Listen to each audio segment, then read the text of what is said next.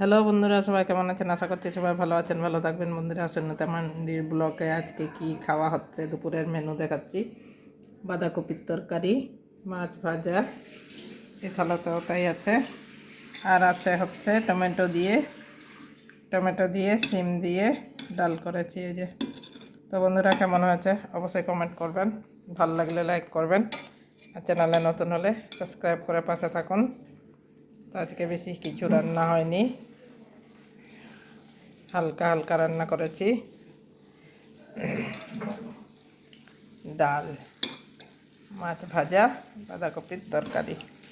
তো ঠিক আছে বন্ধুরা, কেমন হয়েছে অবশ্যই কমেন্ট করবেন, ভালো লাগলে লাইক করবেন, আর চ্যানেলে নতুন হলে সাবস্ক্রাইব করে পাশে থাকবেন।